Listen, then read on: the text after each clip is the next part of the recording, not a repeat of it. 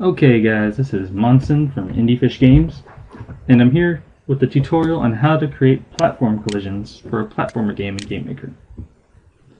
Now, the first thing you need to do is make the sprites that you want. I have one for the player and two for walls. The objects I have, the player object, object 1, and object 2, as well as the wall parent object. And what you will want to do is apply the parent object to both of the children objects. And what this means is that if I have a collision with the parent object wall, I set it to be the parent for sprite for object 1 and object 2, which are my two walls. So any collision with those will work with only one event as collision with wall. And I'll show you in a minute because that's not a very good explanation. Now we have the create event, and I want you to set jump to 1 because jumping is fun. Now make a step event for the gravity. Now first thing we'll do is check if the spot below us is empty. Make sure it's relative. If the position does not have a collision, we're not going to allow jumping because jumping in the air is really dumb. So we're going to set jump to 0, which will become apparent what that needs to be used for in a minute. Now we're going to set gravity in direction 270, which is down, to 0.5. You can use any number you want. Alright, after we've done that, you might ask, well, what if we're on the ground? We're going to keep accelerating and falling even though we're not even going down. That's right. So we're going to set gravity in direction 270 to 0 if you're sitting on a solid object. So it's basically saying, if there's nothing below me, then set the gravity to 0.5 and 270. Well, I'm standing on something. So it checks to see else. If I am not free from solid objects, then we're going to set the gravity to 0. And now, as a basic safety measure for the game, we're going to check the variable v-speed. If it's larger than 12, or any number you set, we're going to set it to 12.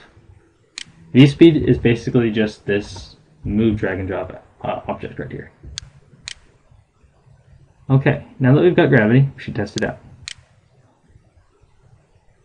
Yay, he fell to his doom. But wait, he didn't collide with the blocks. Well, we got to figure that out now too. Let's go to collision with the parent object wall. Now, there's a simple way to do this. First, we will test the variable v-speed.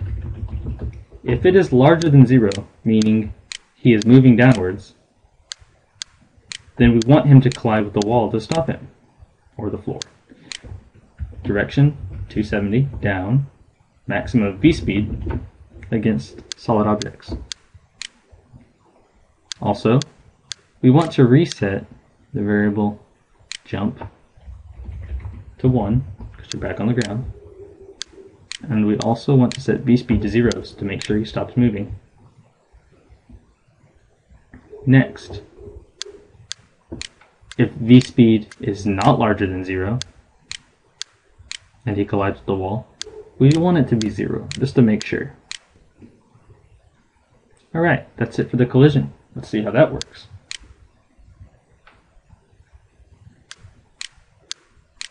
Alright, it collided perfectly. Now we're going to add our jump event. Like I said, jumping's fun. Make sure it's press space. On this one, I'll actually show you without it. Because we set it right here that we can't jump if we're in the air, we can't jump. It should check that, and it should set jump to 0 as soon as we go off. So if we ask it, well, is jump equal to 1? Well, right now it is before we jump. So if jump's equal to 1, set v-speed to negative 15, just for shits and giggles. If it's negative 15, we'll check it. So basically, before I do this, if I press space, it's going to check, is jump equal to 1? Yes, it is, so let's jump into the air. Well, then it goes to the step event and says, wait a minute, there's nothing below me. And then it just turns jump off, so we can't move anymore. So here it goes.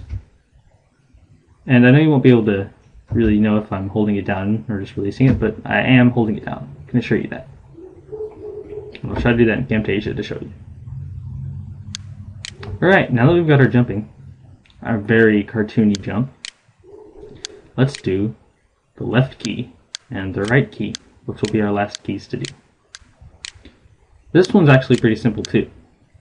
We're going to check the position, x, -4, 0, is relative to the player.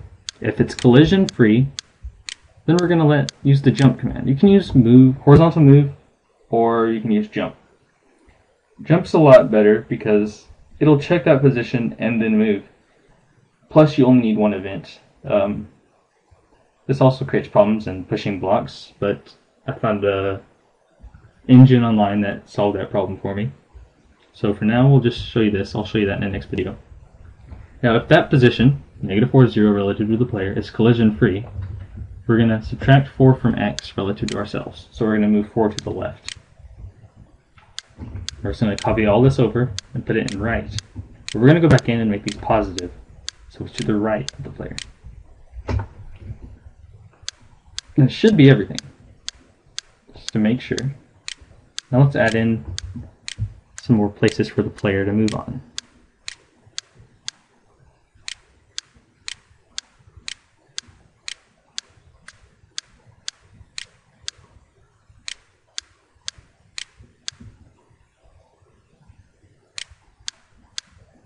Alright. Moment of truth. Right, look, I can move left and right. See if I collide with the wall. Alright, I did. Sweet. Now let's test the jumping and falling. Whee! Alright, I'm up here. Perfect. Now let's see the cool thing to prove that it turns off jumping when you fall. I'm gonna just spam spacebar. See if I can just survive this, alright? Nope. That works fine. And that is how to create platform collisions simply in GameMaker.